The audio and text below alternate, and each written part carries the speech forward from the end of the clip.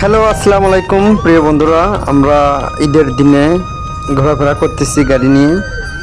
এই তো আমরা রংপুর যাচ্ছি।